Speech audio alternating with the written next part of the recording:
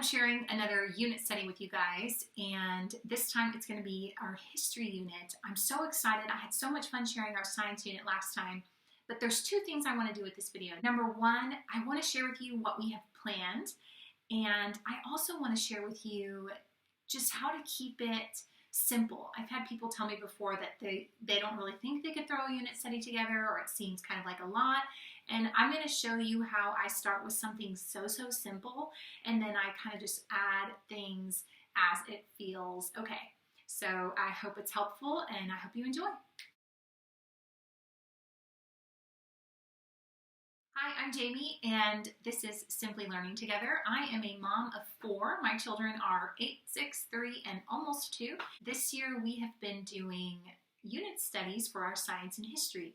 We have been looping them, so we'll do a science one and we focus on that one for a couple of weeks, and then we switch over to our history units. It's been working out so nicely, and we are having a blast doing it. You know, I think understanding what a unit study is important. Some people understand a unit study as something that is one topic and every single subject is related to that topic. I think that's awesome. When I do my kind of unit study, I'm more focused on just the science or the history. Naturally, other subjects will come in, but it's not something that I'm trying to do on purpose. I just feel like I want to just keep it simple, and it's more just kind of a theme for our science studies or a theme for our history studies. We have a math curriculum and we have a reading curriculum or a language arts curriculum, and so those are kind of doing their own thing that we use on a regular basis, and then we have a lot of fun with this other stuff. So that's kind of my thoughts on what a unit study is in our home. We have been using these chapter books as the backbone to our unit studies. This time we are going to be studying ancient Rome, and I chose this book, Where is the Colosseum? So I'm super excited. This book alone has so many facts. It has pictures.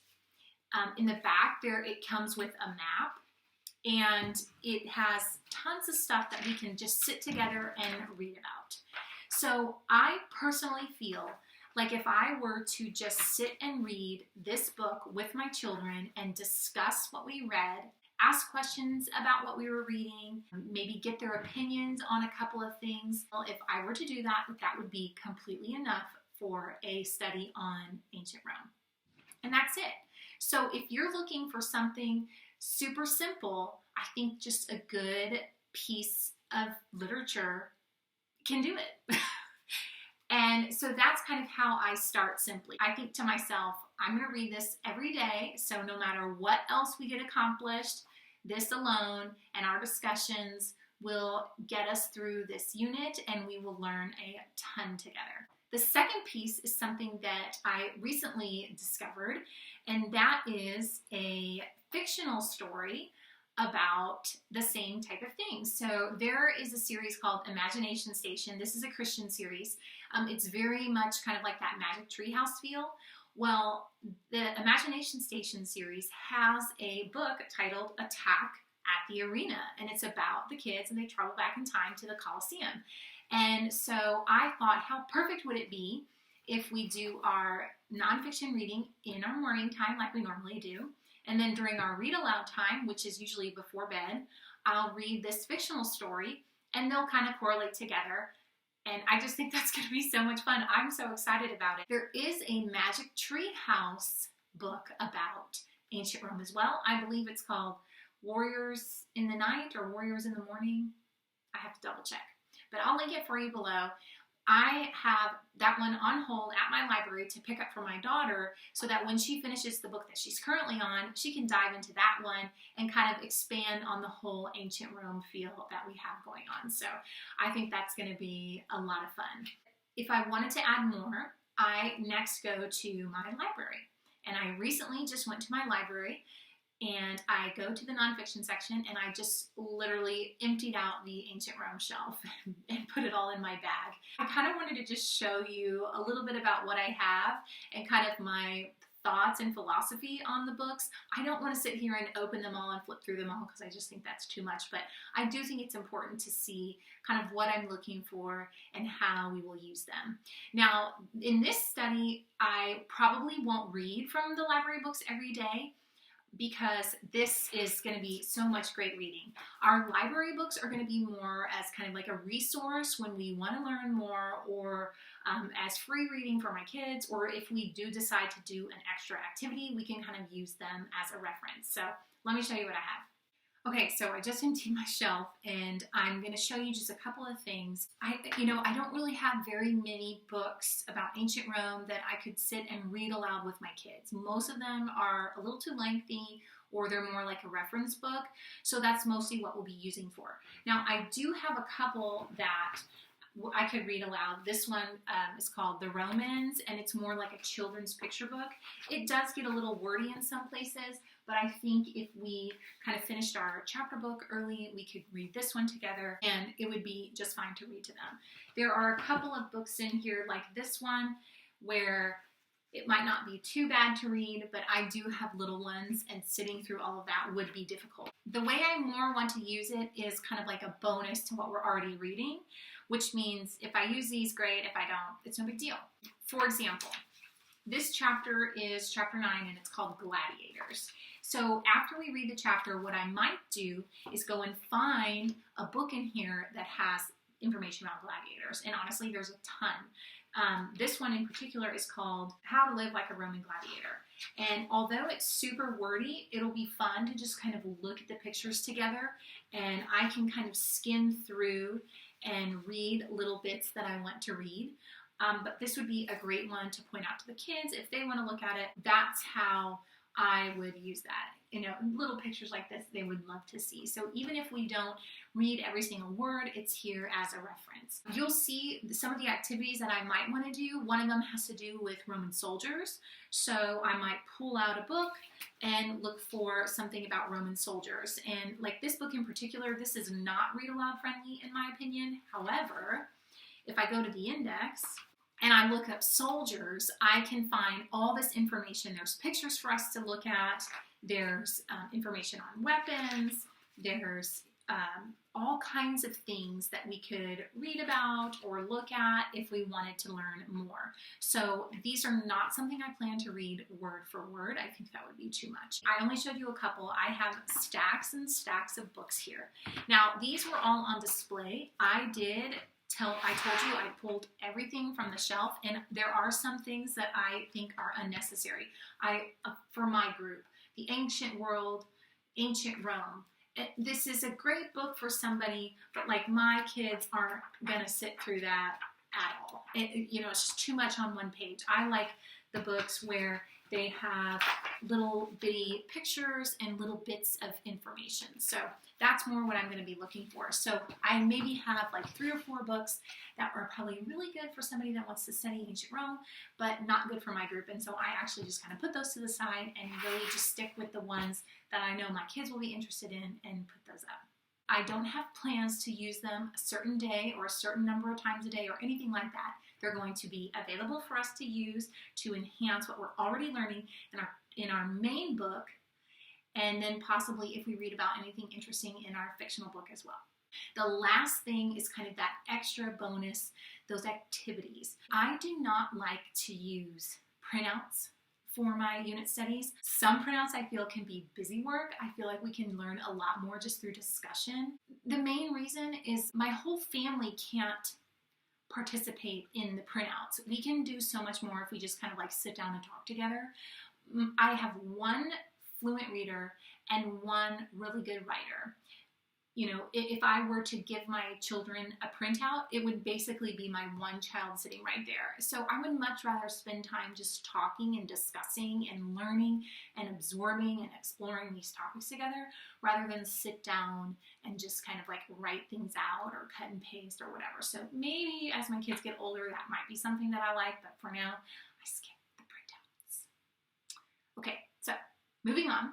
We're going to talk about hands-on fun. This is something I love to do. Now, This can kind of scare people away, and I want to assure you that I'm not going to like blast you with this incredible amount of activities.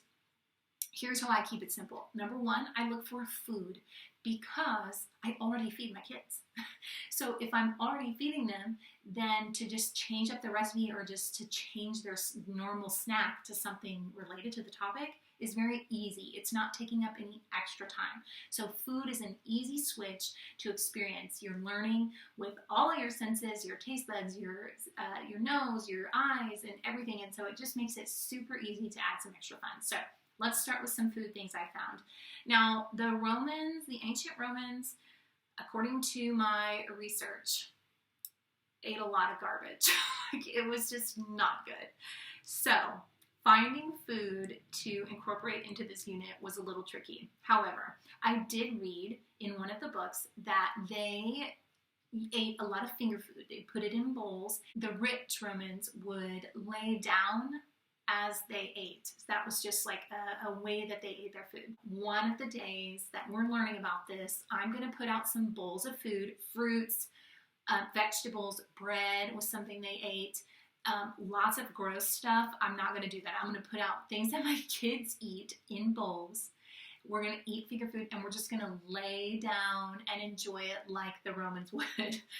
It would be super fun if we could kind of like make some of the togas that they wear with sheets that we have or big t-shirts. I don't know. That's kind of something that's like a little extra for me. So that's just in the back of my mind I wrote it in my notes, maybe togas. So it's easier if I just set up a lunch. To set up a whole costume thing is more. So it'll be on how I feel that day.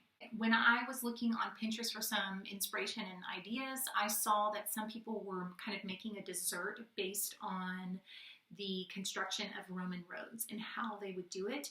I saw one example and I didn't really understand like the reasoning behind some of their choices. So I'm going to try my own kind of recipe for this. So this could be a giant fail, but it'll be fun. Whether it's edible or not, we'll still learn about the construction of the road. So that's kind of something that I want to do with the kids. That's two things, a easy little lunch, dinner party, Roman style, and then the little dessert for the Roman roads. Adding in those, I prepare food all the time. The lunch thing is the easiest if you get rid of the costume idea. And having a dessert, we could even make that on the weekend or something. So that's kind of how I'm trying to keep that part simple. Now, the last thing is usually the thing that is the hardest for me to accomplish. That's why I always just kind of make a little list of ideas, and I think to myself, if I get to them, great. If I don't, it's no big deal. I'm just going to quickly share some of the ideas that I have, and then my plan is, once this unit is over, I hope to write a blog post of what we actually did so that I can give some like tips and tricks on how we made it work.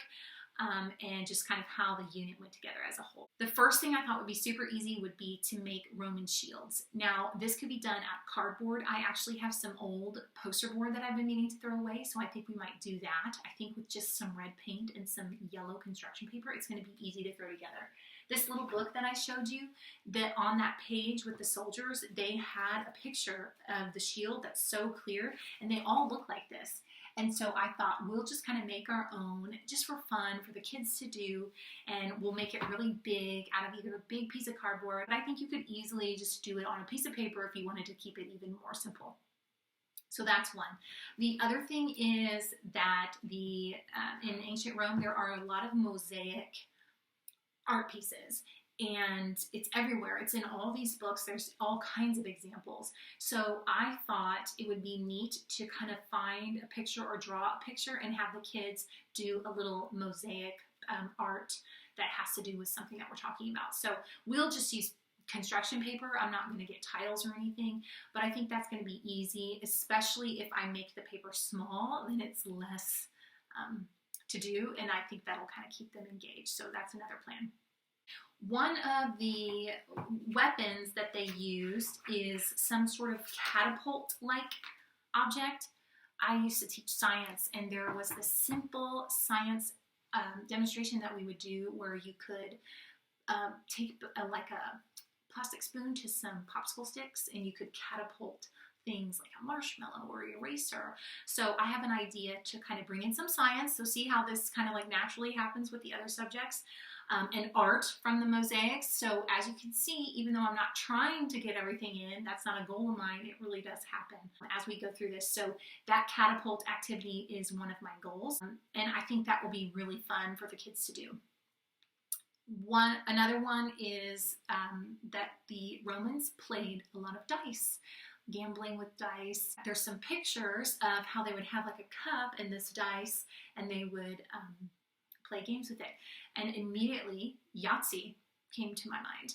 And I thought, even though they didn't really play Yahtzee, it would just be fun to play a dice game with the kids. So it'd have to be with my older two, but have fun to just sit down, teach them this new game, kind of it'll be good math practice because we'll be using numbers and different strategies like that. So I have on here to play a Yahtzee. The last thing, and I feel like I should just cross this out because I feel like it's something I don't want to do, but that I think would be really cool. I like simple things. I like things that I can just throw together, things that I already have, and this is a wax tablet. So kids used wax tablets, and I've seen something on Pinterest where you could just make something out of cardboard and you kind of melt wax. I don't have the wax to melt, which means I'm gonna have to go and find it. And I don't really know if I want to do that. So I have it on here if I'm feeling feisty, but I feel like the wax tablet's not gonna get done. So that's okay. This is a wish list. These are kind of what I'm hoping to do with the kids. So that's all. That's all I have on my list. What I'll do is I'll end up putting that in my planner. As we do them, I'll check them off. And when we finish our books, if I feel like we want to keep learning more, then I will. But if I want to put a stop to it, then I can do that. The perfect example is this weather unit that we just did for science. I was so excited about it. And we had some kind of stuff going on with our house, with our dog and everything. But it just wasn't as fun as I thought it was going to be. And I like my units to last about 2, maybe 3 weeks. And after about 6 school days of doing it, I was done. We weren't into it. So we did do some fun activities. We made some cool little things. We definitely learned a lot, but it was kind of a flop. So, and I think that's okay. I mean, it's not like we didn't study anything, but it just wasn't one of those things that we were super engaged for. So I will kind of go on the feel of this, whether it lasts 2 weeks or 3 weeks, or whether we, do more of these or less of these, that sort of thing. Another tip that I have is for that weather unit, it was just kind of a funky week. I ended up taking a Friday afternoon instead of doing our math and language arts. We spent the entire afternoon kind of doing things for my wish list that were easy and simple to do.